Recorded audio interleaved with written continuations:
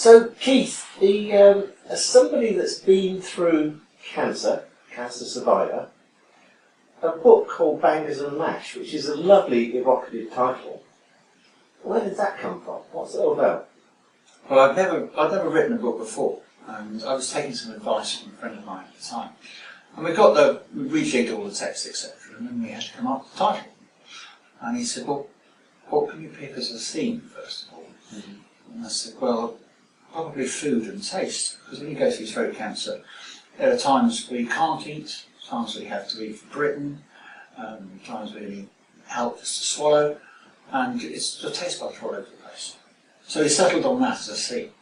And then he said, so give me some ideas about poignant bits of your experience, because we need a title now. And I mentioned various things. I said, well, what about the first mouthful of solid food I tried after not being able to eat for 8 weeks? And he said, well, what was that? I said, well, it was Bangers and Mash. There's your title. So that's how it came about. Yeah. And so this is your first bout of cancer. You had that how many years ago now? That was in 2007. 2007. And I was diagnosed in late May. Okay. And it was all clear again at the end of November. And what was the treatment? What got you well again? The treatment was pretty gruesome. Mm-hmm. I started with an operation to remove the tumour, the primary tumour, off the back of my tongue. Yeah. And then I had 2 bouts of 5-day 24/7 chemotherapy in hospital. Mm-hmm. Came out of there and had 6 weeks of daily radiotherapy. Mm-hmm. And in the week 1 and week 5, I had a top-up chemo session. I can tell you the two together can make you feel utterly grim. And then they left me alone for 6 weeks, because your body's got to calm down after being poisoned, burnt so much. And then I went back for the tests, and they said, oh, okay, well, it looks pretty good, except there's some cancer cells, the dead ones, in your neck, which is where the secondary was, which is how I found it in the first place. So they said, we'll come back for another operation. So they took out the secondary tumour and all the lymph nodes in my neck.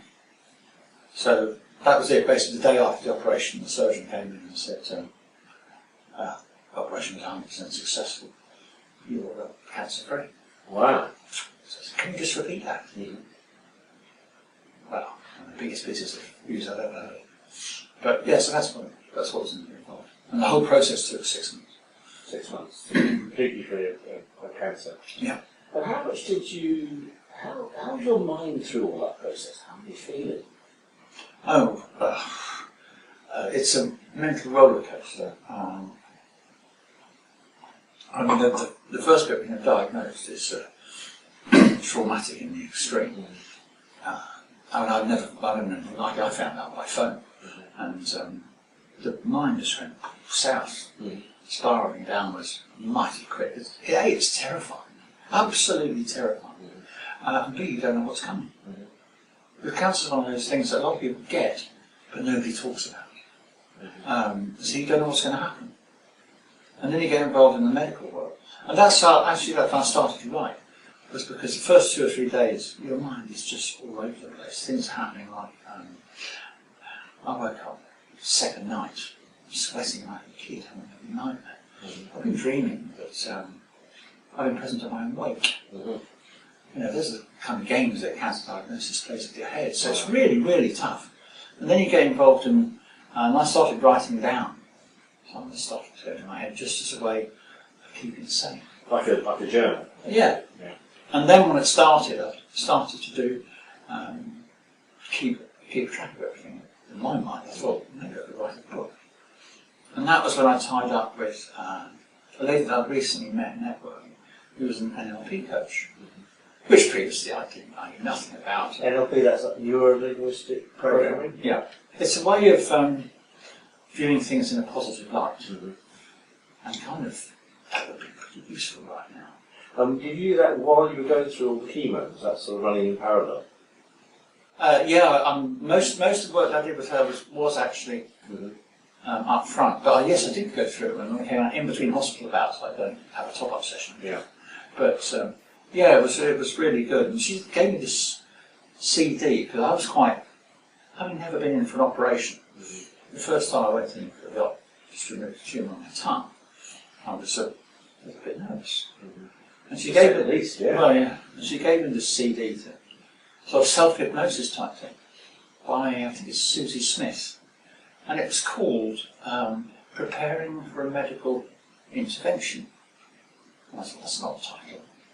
What about preparing for hospital or preparing for an operation? And then suddenly, preparing for a medical intervention. You think about it, and the implication is, so the medics are interfering. What you're doing now, that sets sort of thought process up. And the NLP was actually really helpful in terms of helping me focus on the positive when times are tough. And once the treatment kicks in, it's horrible. The side effects are horrible, and you feel awful. Not to mention extremely weak. I lost two stone in 6 weeks, not being able to eat radiotherapy, and you get very weak. Couldn't walk up flight of stairs, and I'm pretty active. So there's always things going on, and a lot of it is it plays heavily with your head. I mean, cancer hospitals are not particularly nice places. There's a lot of very ill people. So you've got to try and keep out of hospital as much as possible. Because there's a lot of sights and sounds, and I remember seeing a priest walking around. And my immediate thought, God, some poor soul not going to make it out of here. And somebody said, no, people do have religious beliefs, Keith, but it's just the way your mind reacts in certain situations. But it's a really tough process to go through. So when you got to this point when you were cancer free, how long did it take before you were what we call well again? Months. Because the first thing that happens is I haven't been able to taste anything for ages. And my appetite took ages to return as well, probably. Because what happens, because your mouth's so dry from the radiotherapy, you're not producing the saliva, so you can't break down the food. That's what causes the problems. Right. And it takes quite a long time for that to even itself out. So you drink a lot of water, and then when you first start eating, it's a mouthful, it's a big slug of water to get the mouthful down, and don't take stuff that needs a lot of chewing, because it's a waste of time. So you're looking at menus and going, what's got most liquid in it? And that's the longest thing, and that takes that's 3 years ago now, I can't remember exactly how, but yeah, it takes a while for that to come. But once the appetite starts returning, you start putting on the weight again, and of course mentally you'll come home, I've done this. And you start picking up again quite quickly. And it's probably to get back to normal, a few months. 3, 4 months, something like that. So a good year from diagnosis through to being here. And I guess that means that you were one of the lucky people. Oh, absolutely.